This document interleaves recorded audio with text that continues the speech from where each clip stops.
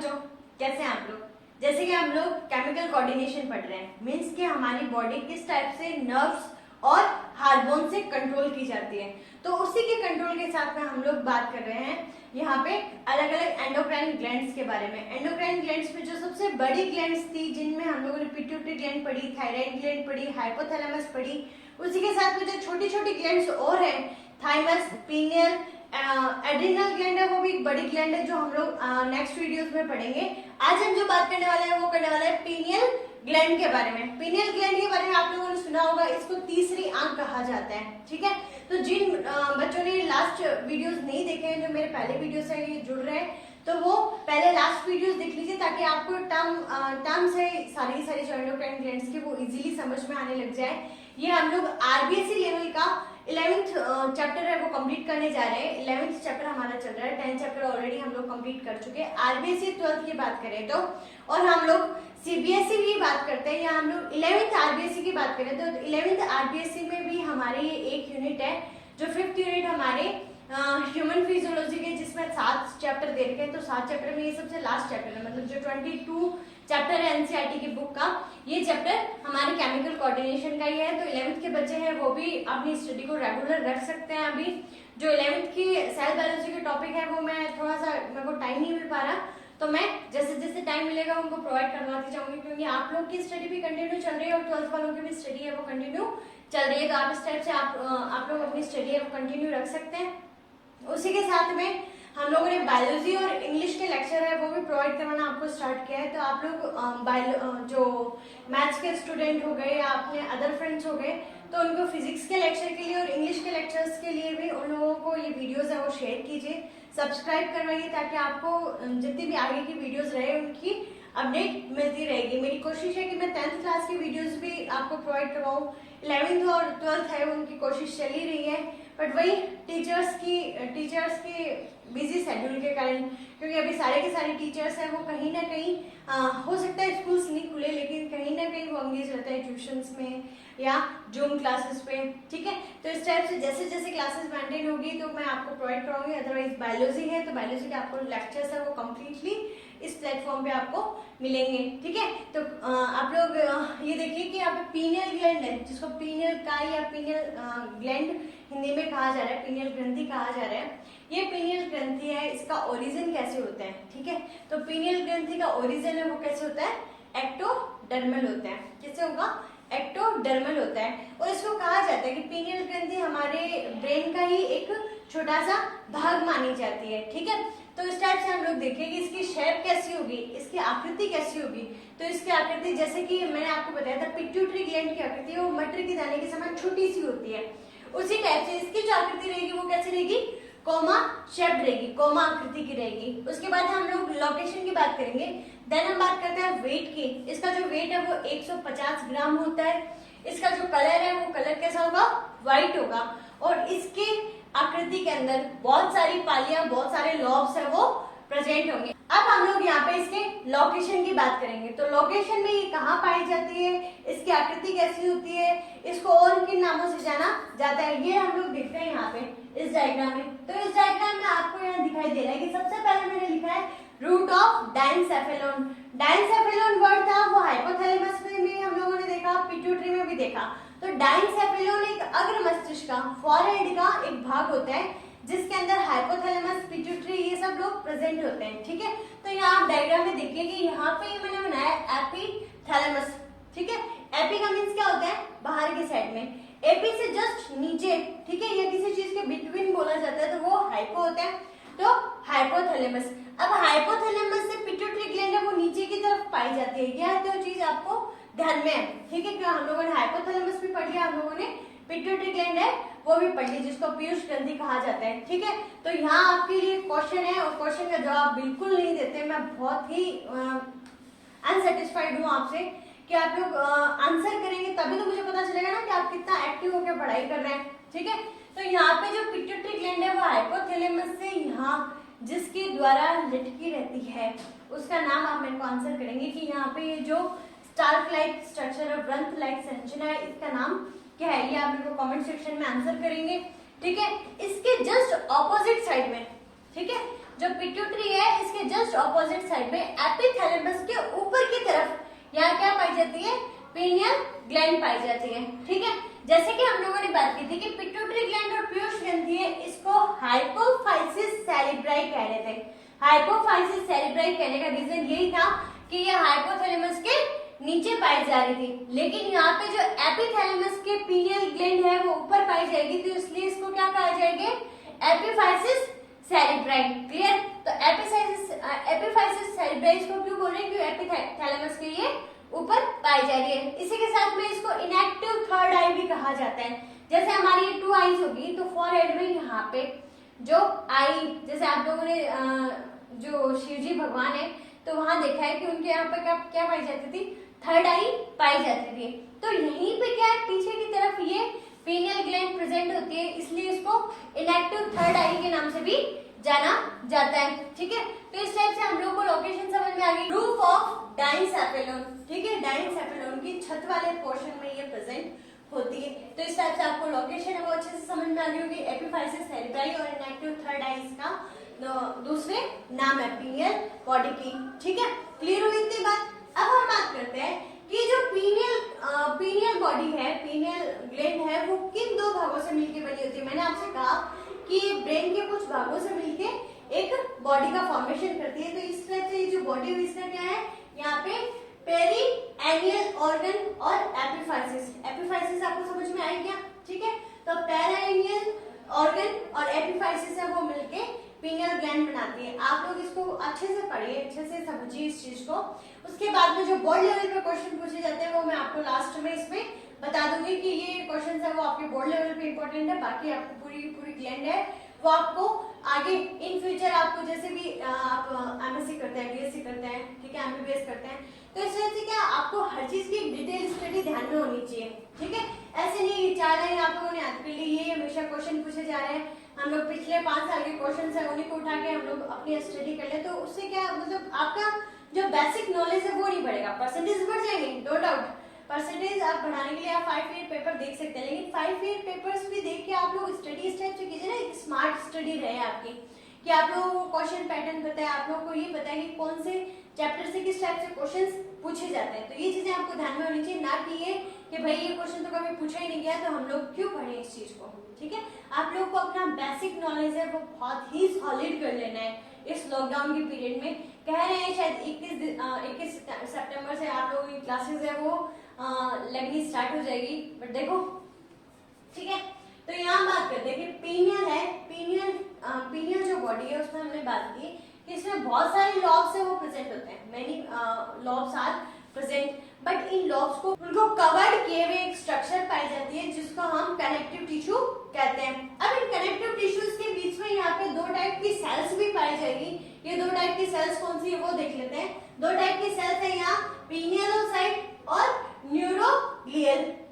पिनियलोसाइट और neuroglial sales पाई जाती है। ठीक है, ये सेल्स बनेगी कैसे, नर्व सेल की रूपांतरित संरचनाएं, मॉडिफाइड संरचना, उसको क्या कह रहे हैं, पिनियलोसाइट कह रहे हैं। उसी के साथ में यहाँ पे न्यूरोजियल, कंफ्यूज मत होना कि भाई न्यूरोजियल है वो नर्व सेल्स की मॉडिफाइड स्ट्रक्चर हुई। कई बच्चे इसमें कंफ्यूज जाते हैं कि मैम उसका नाम न्यूरो है तो यहाँ पे नर्व सेल्स, तो इस टाइप से कंफ्यूज होने की जरूरत नहीं है। न्यूरो सेल जो हमारी नर्व सेल्स रहेगी, तंत्रिका कोशिका रहेगी, उसकी रूपांतरित संरचना नर्व सेल्स की मॉडिफाइड स्ट्रक्चर है वो कौन सी है, पिनियलोसाइट है। लेकिन यहाँ पे जो इंडस्ट्रियल सेल्स होती है, जो अंतराली कोशिकाएं जो सहारा प्रदान करने का काम करती है, सपोर्ट देने का काम कर रही है, वो सेल्स क्या बनाएगी, न्यूरोग्लियल सेल्स बनाएगी। इस टाइप से आपको ये 2 सेल्स है उनके नाम ध्यान में रखना है। उसके बाद में ध्यान में रखना है जैसे संयोजी ऊतक से तो ढका हुआ ही है। ठीक है, हम लोग जो नेक्स्ट चैप्टर स्टार्ट करेंगे वो ब्रेन और स्पाइनल कोड वाले, क्योंकि ये वाला चैप्टर और जो हमारा न्यूरल कंट्रोल है वो दोनों आपस में इंटरकनेक्ट रखने वाले चैप्टर है, तो आप लोगों को क्या चीजें हाथों हाथ क्लियर होती जाएगी। अब मैं जैसे आपको कहूँ कि भाई ये जो हमारा पिनियल है, तो पिनियल चारों तरफ से पायामीटर से ढका हुआ है। अब ये पायामीटर क्या होता है, पायामीटर आपके ऊपर से ही जाएगा, क्योंकि आप लोगों ने ब्रेन वाला टॉपिक है वो नहीं पढ़ा, लेकिन जिन्होंने ब्रेन वाला टॉपिक पढ़ रखा है उनको ध्यान में है कि पायामीटर क्या होता है। ठीक है, हम लोग देखेंगे कि जो ब्रेन है और स्पाइनल कॉर्ड है उसमें 3 टाइप की लेयर्स पाई जाएगी। उन्हीं में से एक लेयर का नाम होता है पायामीटर, और ये पायामीटर से कवर्ड स्ट्रक्चर होती है पीनियल पायामीटर में आपको ब्रेन वाले टॉपिक में अच्छे से क्लियर कर दूंगी, अभी आप लोग इस नाम को याद रख सकते हैं, ठीक है। उसके बाद हम बात करें कि ये जब पीनियल बॉडी है, जैसे थाइमस थी, थाइमस की क्वालिटी थी कि थाइमस ग्लैंड एज के साथ साथ में जैसे प्यूबर्टी आएगा, जो प्यूबर्टी फेज रहेगी, उसके बाद में जैसे जैसे एज बढ़ती जाएगी उसकी साइज है वो क्या हो जाएगी, छोटी होती जाएगी, थ्रेड लाइक रह जाएगी, लास्ट में धागेनुमा। उसी टाइप से यहाँ पे क्या होता है कि जो पीनियल बॉडी है जो 4 से 5 साल तक तो क्या रहेगी, वेल डेवलप्ड रहेगी, ठीक है। तो यहाँ पे 7 से 8 साल के तक तो ये क्या रहेगी, वेल डेवलप्ड रहेगी। उसके बाद में जैसे प्यूबर्टी स्टार्ट होती है तो प्यूबर्टी स्टार्ट होने के बाद में इसमें कैल्सिफिकेशन होना स्टार्ट हो जाता है। कैल्सिफिकेशन का मतलब क्या होता है कि इस ग्लैंड के अंदर ये CO3 मतलब कैल्शियम कार्बोनेट और कैल्शियम फॉस्फेट है वो जमा होना शुरू हो जाता है। जमा होने के बाद में इस स्ट्रक्चर को क्या कहेंगे, ब्रेन सैंड, मस्तिष्क की रेत कहा जाएगा, इसको ब्रेन सैंड कहा जाएगा। उसी के साथ में इसे एसरव्यूलाई भी कहा जाता है। तो एसरव्यूलाई आपके क्वेश्चन पूछा जाता है कि एसरव्यूलाई क्या होता है, तो एसरव्यूलाई क्या है, जब पीनियल ग्लैंड के अंदर CaCO3 और CaPO4 का जमा हो जाए, कैल्शियम कार्बोनेट और कैल्शियम फॉस्फेट का जमा होने के कारण इसमें ब्रेन सैंड इसको कहा जा रहा है या एसरव्यूलाई के नाम से जाना जाता है, ठीक है। अब हम लोग बात करेंगे क्योंकि हम लोग ग्लैंड्स पढ़ रहे हैं, तो जितने भी एंडोक्राइन ग्लैंड्स है वो हार्मोन्स का सिक्रेशन करती है, और हार्मोन्स के सिक्रेशन में हम बात करेंगे इसके भी हार्मोन्स की। तो यहाँ पे इसके दे रखे हैं हार्मोन्स और इनके फंक्शन। नॉर्मली आपकी जो बुक में है वो बुक में सिर्फ मेलेटोनिन दे रखा है, ठीक है, मेलेटोनिन हार्मोन दे रखा है। आप लोग एक बार अपने माइंड दौड़ाना शुरू कर दीजिए कि हमने मेलेटोनिन नाम कहाँ पढ़ा था। मैंने आपको जब ये चैप्टर स्टार्ट करवाया था तब मैंने एक जगह नाम लिया था मेलेटोनिन। देखती हूँ आप लोगों को कितना जल्दी याद आता है, आगे मैं तो पढ़ाऊंगी, ठीक है। तो यहाँ पे ये मेलेटोनिन है, उसी के साथ में यहाँ सेरोटोनिन है, ठीक है।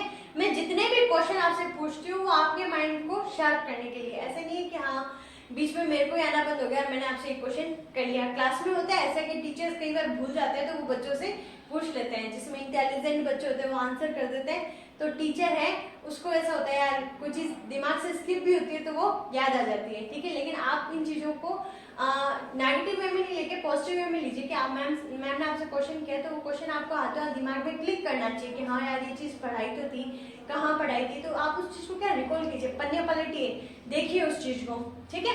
तो यहाँ मेलेटोनिन, सेरोटोनिन और एड्रेनोग्लोमेरुलोट्रोपिन हार्मोन, ठीक है, ये आपको सिर्फ नाम याद करना है, एड्रेनोग्लोमेरुलोट्रोपिन हार्मोन। ये तो सिर्फ आपको नाम ध्यान में रखना है, तो इसको इतना ध्यान में नहीं रखना है, ठीक है। सेरोटोनिन है, सेरोटोनिन का भी सिर्फ एक ही काम है, उससे आप इसको ध्यान में रख सकते हैं, ये वेसोकंस्ट्रिक्टेड है, मतलब कि ये वेसो का मींस क्या होता है, वेसल्स, जो ब्लड वेसल्स को कॉन्ट्रैक्ट करने का काम है, संकुचित करने का काम है, वो इसका होता है। अब ब्लड वेसल्स है जो कॉन्ट्रैक्ट होगी मतलब संकुचित होगी तो ब्लड प्रेशर है वो क्या हो जाएगा, इंक्रीज हो जाएगा, तो ब्लड प्रेशर को बढ़ाने का काम है वो किसका है, यहाँ पे सेरोटोनिन का है, ठीक है। तो आप इन दोनों का नाम है वो आप लोग ध्यान में रखिएगा इस टाइप से।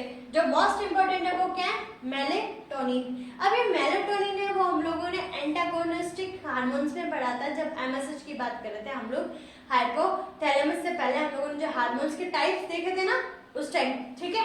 तो यहाँ पे मेलेटोनिन है वो किस टाइप की, इसका नेचर कैसा रहेगा, एमिनो एसिड वाला नेचर रहेगा, और ये एमिनो एसिड कौन सा रहेगा यहाँ, ट्रिप्टोफैन।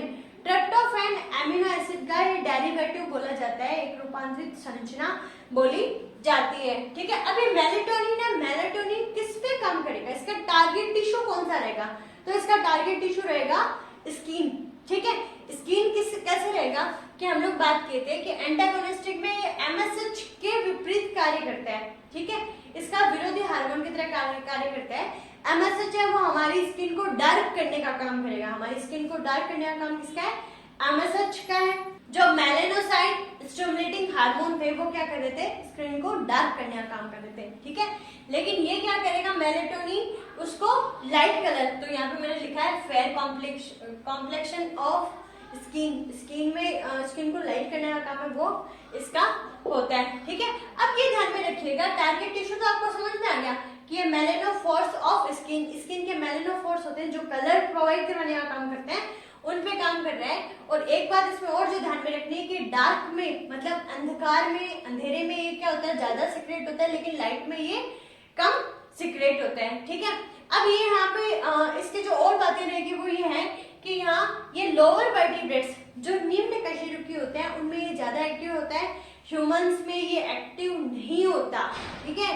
ह्यूमंस में ये एक्टिव हार्मोन्स के फॉर्म में नहीं पाया जाता, या लोअर वर्टिब्रेट्स में एक्टिव रहता है। जैसे एम्फीबिया और रेप्टिलिया है, तो वो क्या कर सकते हैं, अपनी स्किन में कलर चेंज कर सकते हैं। तो कलर चेंजिंग जो कैपेसिटी है वो किसमें पाई जाती है, एम्फीबिया और रेप्टिलिया में। और एक कलर चेंजिंग कैपेसिटी उसको क्या कहते हैं, मेटाक्रोसिस कहा जाता है। इस प्रोसेस को क्या कहा जाएगा, मेटाक्रोसिस। तो आप लोगों को ये चीज भी ध्यान में रखनी है। उसी के साथ में आपको ध्यान में रखना है कि जो पीनियल आई है वो हमारे अंदर, पीनियल आई है वो हमारे अंदर एक वेस्टिजियल ऑर्गन है। वेस्टिजियल ऑर्गन का मीन्स होता है कि एक अवशेषी अंग है जिसका कोई भी काम नहीं है, ठीक है।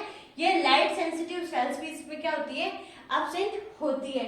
लाइट सेंसिटिव सेल्स है वो डार्क ये स्किन के बीच बीच में जाके इसको फेयर करने का काम करती है, लेकिन हमारे अंदर ये क्या है, अवशेषी होता है।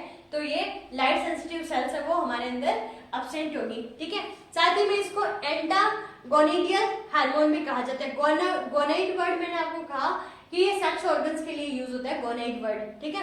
तो एंटीगोनिडियल हार्मोन्स मतलब हमारी जितनी भी सेक्सुअल एक्टिविटीज रहेगी उनको कंट्रोल करने का काम, मतलब सेक्सुअल एक्टिविटीज को कंट्रोल करने का काम है वो किसके पास में है, पीनियल ग्लैंड के पास में है। उसी के साथ में हम लोग बात करते हैं कि बोर्ड लेवल का जो सबसे अच्छा क्वेश्चन है, बोर्ड लेवल में क्वेश्चन ये पूछा जाता है कि सेक्सुअली बायोलॉजिकल क्लॉक है या जैविक जो लैंगिक जैविक घड़ी है वो किसको कहा जाता है, तो पीनियल बॉडी को कहा जाता है। क्यों कहा जाता है, क्योंकि ये सेक्सुअल एक्टिविटीज को कंट्रोल करने का काम कर रहा है। और आप लोग देखिए यहाँ ये अंधकार में, अंधेरे में ज्यादा सीक्रेट होता है, लेकिन लाइट के प्रेजेंस में ये कम सीक्रेट होगा। जिसके कारण एक क्वेश्चन और पूछते हैं कि जो अंधकार मतलब जो आंखों से अंधे होते हैं, क्योंकि हम लाइट कहाँ से फील कर रहे हैं, लाइट हम लोग यहाँ आंखों से फील करेंगे, ठीक है।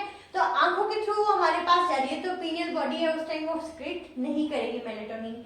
लेकिन जो अंधे बच्चे होते हैं, अंधे बच्चों में लाइट है उनको पता ही नहीं चलेगा अंधे बच्चों को। तो अंधे बच्चों में क्या होता है, यौनारंभ है वो नॉर्मल बच्चों से पहले स्टार्ट हो जाता है। उसका सिर्फ और सिर्फ रीजन क्या है, पीनियल बॉडी है, ठीक है। तो इस टाइप से एक क्वेश्चन तो यहाँ पे ये हो गया।